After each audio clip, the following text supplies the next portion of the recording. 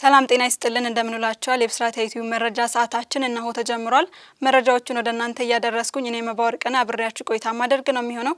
ቀዳሚ ወዳደረግነው ያገር ውስጥ መረጃ ስናልፍ ለጣሊያን ሀገር የስራ ዕድል የምዝገባ ጥሪ የስራና ክህሎት ሚኒስቴር አደረገ።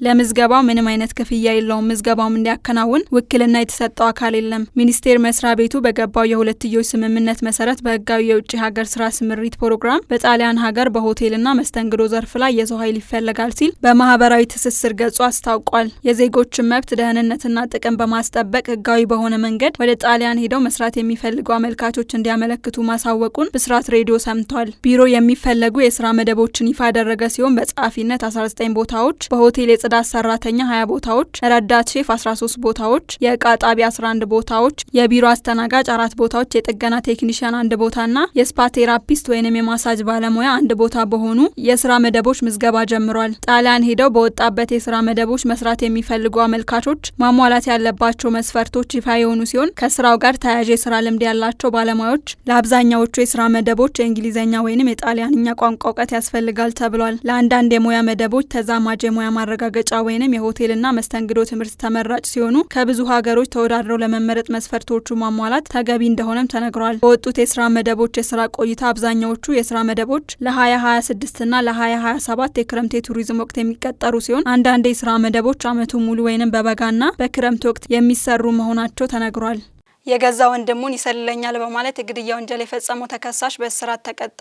በጅማ ዞን ጮራ ቦተሪ ቀበሌ ነዋሪ የሆኑት ሙስጠፋ ሼህ ጀማልና አህመድ ሼህ ጀማል ወንድማማቾች ናቸው። ከአንድ አባትና እናት የተወለዱ ሲሆን በልጅነታቸው አብረው በማደጋቸው የጠነከረ ግንኙነት ነበራቸው። በትምህርት ቤትም ሆነ በሌላ ስፍራ የሚናገራቸው ሰው የሌለና የሚፈሩም እንደነበረ የግል ህይወት ታሪካቸው ያስረዳል። ወንድማማቾቹ ተራ በተራ ወደ ትዳር ዓለም ከገቡ በኋላ ግን በልጅነት አንድ የነበረ ግንኙነት እያደር አለመግባባት ውስጥ መግባቱን ጅማ ዞን አቃቤ ህግ ጽህፈት ቤት የተለያዩ ወንጀሎች ምርመራና የስራ ሂደት አስተባባሪ አቃቤ ህግ ኦብሳ መኮንን ለብስራት ሬዲዮ ተናግረዋል። የወንድማማቾቹ ዋነኛ ግጭት በግዥና ሽያጭ ላይ በተፈጠረ አለመግባባት እኔ ልገዛ ያልኩትን የቡና መሬት ሰላይ ልከ አፍርሰሃል ለራስ ገዛ የሚል ግጭት ሲሆን በዚህም አህመድ ሼህ ጀማል ወንድሙ ሙስጠፋ ሼህ ጀማልን ጠብቆ ከፍተኛ ጉዳት ያደርስበታል። የድርጊት በወቅቱ በፖሊስ ተጣርቶ በአቃቤ ህግ ክስ ተመስርቶ በወንድማቸው ላይ ጉዳት ያደረሱት አህመድ የፍርድ ውሳኔ አግኝተው ከማረሚያ ቤት የእስር ውሳኔያቸውን ጨርሰው ይወጣሉ። ከዛን ጊዜ ወዲህ ሙስጠፋ ከማረሚያ ቤት የወጣ ወንድሙ አህመድ ላይ ሰላ ያሰማርቶ እለት በእለት ውሎን ይከታተል ጀመር። በሙስጠፋ ለስለላ ተግባር የተሰማሩት የወንድሙን አህመድ የእለት ተእለት እንቅስቃሴ እየሰለለ ህዳር 7 ቀን 2018 ዓ.ም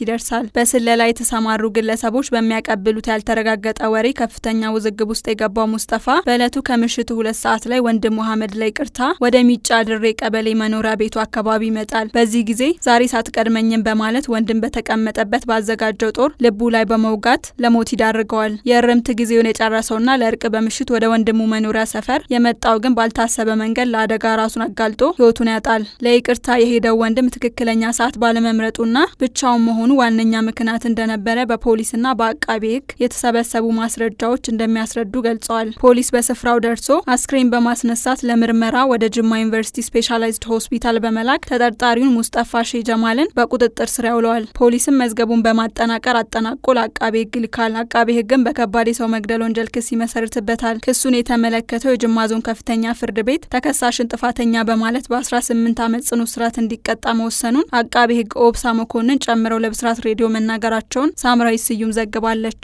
የሀገር ውስጥ መረጃዎች እነዚህ ነበሩ። ወደ ውጪ መረጃዎች ስናልፍ እስራኤል የኢራንን ተደራዳሪዎች ለመግደል አቅዳለች ሲሉ የአሜሪካ መገናኛ ብዙሃን ዘገቡ።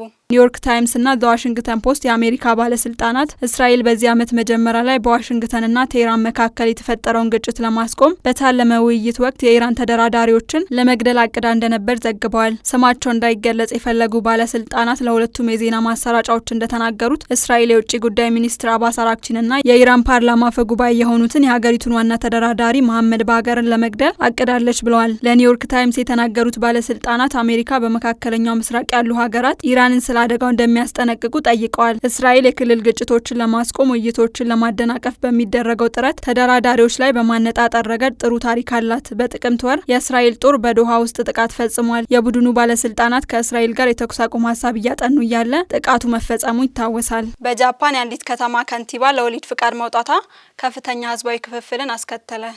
በምዕራብ ጃፓን የምትገኝ አንዲት ትንሽ ከተማ ከንቲባ የወሊድ ፍቃድ እንደምትወስድ መግለጿን ተከትሎ ውዝግብ ተፈጠረ። የ35 ዓመቷ ከንቲባ የወሊድ ፍቃድ መጠየቋን ተከትሎ የተመረጡ ባለስልጣናት ለመውለድ እረፍት መውሰድ አለባቸው ወይ የሚለውን በተመለከተ በአገር አቀፍ ደረጃ ክርክር አስነስቷል። ሾኮ ካዋታ በምዕራብ ጃፓን ከኪዮቶ በስተደቡብ የምትገኘው የአዋታ ከተማ ከንቲባ ነች። ይህችም ከተማ በመቅደሶቿና በቼሪ ዛፎቿ ትታወቃለች። ካዋታ የወሊድ ፍቃድ በይፋ አትወስድም፣ ምክንያቱም የተመረጡ ባለስልጣናት ልጅ ከወለዱ በኋላ እረፍት እንዲወስዱ የሚያስችል ምንም አይነት ድንጋጌ የለም። ይልቁንስ ከምክትሎቿ አንዱን ለጊዜው ኃላፊነቷን እንዲረከብ መድባለች። ካዋታ በስራ ቦታ ላይ ያሉ ሁሉም ሰዎች ደጋፊ እንዲሆኑ ቢናገሩም ይህ በጃፓን ውስጥ ባሉ አጠቃላይ ህዝቦች ዘንድ የተለመደ ጉዳይ አይደለም። አንዳንዶች እሷ ፖለቲካ ውስጥ ለመግባት ለሚፈልጉ ሌሎች ወጣት ሴቶች ጥሩ ምሳሌ እየሆነች እንደሆነ ይናገራሉ። ሌሎች ደግሞ ኃላፊነቷን ችላ በማለቷ ኃላፊነት የጎደላት ሴት እንደሆነችና ስልጣን ከመያዟ በፊት ልጅ መውለድ እንደነበረባት ይናገራሉ። በጃፓን ከሚገኙት ከንቲባዎች መካከል 4% የሚሆኑት ብቻ ሴቶች ሲሆኑ ሀገሪቱ በዓለም ኢኮኖሚክ ፎረም የስርዓተ ጾታ እኩልነት ደረጃ አሰጣጥ መሰረት ከ146 ሀገራት በ118ኛ ደረጃ ላይ ትገኛለች። የብስራት ዩቲዩብ ቻናል መረጃዎች እነዚህ ነበሩ። መረጃዎቹን ወደ እናንተ እያደረስኩኝ እኔ መባወርቅና አብሬያችሁ ቆይታ አደረግኩኝ። ሰላም።